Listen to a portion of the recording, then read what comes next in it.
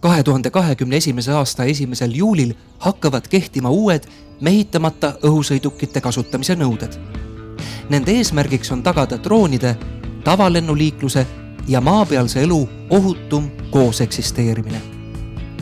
Esimene oluline muudatus on drooni käitajate registreerimise kohustus. Drooni käitaja on juriidiline või füüsiline isik, kes käitab või kavatseb käitada üht või mitut mehitamata õhusõidukite süsteemi. Käitaja peab lisaks iseendale registreerima ka kõik tema kasutuses olevad mehitamata õhusõidukid lennuohutuse järelevalve infosüsteemis LOIS, lois.transpordiamet.ee.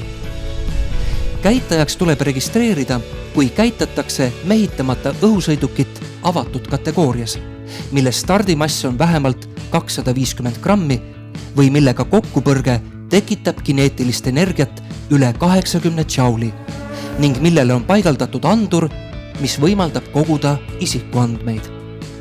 Lisaks tuleb käitajaks registreerida, kui käitamine toimub erikategoorias, olenemata õhusõiduki massist. Registreerima ei pea, kui lennutatakse ilma kaamerata alla 250 grammi kaaluvat või mänguasjaks kvalifitseeruvat drooni.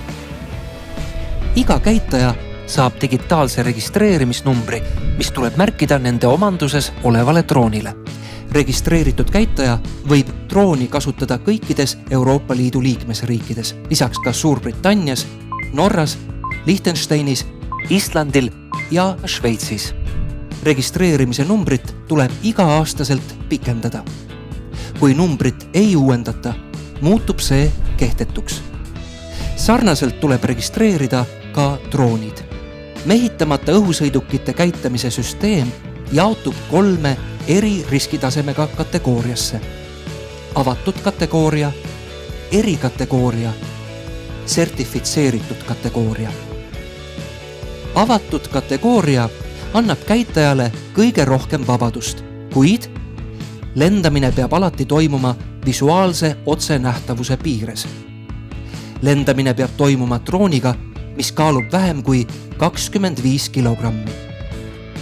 Drooni ei tohi lennutada kõrgemal kui 120 meetrit maa- ja veepinnalt. Lisaks tuleb alati kontrollida, et poleks lennupiirkonnas kehtestatud madalama piiriga või piirangutega geograafilist ala. Ei tohi vedada ohtlikke kaupu ega tekitada kahju maa peal paiknevatele inimestele ega ka varale. Avatud kategooria on jagatud 3 alamkategooriaks. A1. Lend inimeste kohal, kuid mitte üle rahvakogude C0 või C1 klassi õhusõidukiga. Käitamine võib toimuda ainult sellise mehitamata õhusõidukiga, mis kujutab inimestele minimaalset ohtu. A2. Lend inimeste lähedal, kuid mitte üle kõrvaliste isikute C2 klassi õhusõidukiga, mis kaalub kuni 4 kilogrammi. Käitamine peab toimuma ohutult, horisontaalselt kaugusel vähemalt 30 meetrit või 5 meetri kaugusel, kui lennatakse aeglasel niinimetatud low speed režiimil. A3. Lend inimestest eemal elu, kaubandus, tööstus ja puhkepiirkondades mehitamata õhusõidukiga kaaluga kuni 25 kilogrammi. Käitamine peab toimuma ohutul horisontaalsel kaugusel, milleks on vähemalt 150 meetrit. Teine oluline muudatus on kohustuslik koolitus kaugpilootidele ehk nendele, kes drooni reaalselt lennutavad. Koolitus ja eksam ei ole vajalik juhul, kui lennutatakse C0 klassi märgistusega või alla 250 grammi kaaluvaid droone, mida ei pea registreerima. A1 ja A3 pädevuse saamiseks tuleb kaugpiloodil tutvuda Transpordiameti kodulehel õppematerjalidega ning läbida LOIS süsteemis valikvastustega test. A2 pädevuse saamiseks peab kaugpiloot lisaks A1 ja A3 kategooriate koolitusele läbima täiendõppe Transpordiameti poolt sertifitseeritud koolitusasutuses. Pärast edukat teoreetilist ja praktilist koolitust väljastab Transpordiamet kaugpiloodile A2 pädevustunnistuse.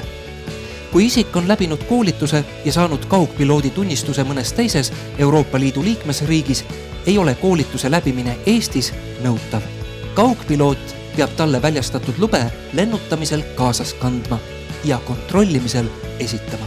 Pädevustunnistused kehtivad 5 aastat. Lennuta teadlikult.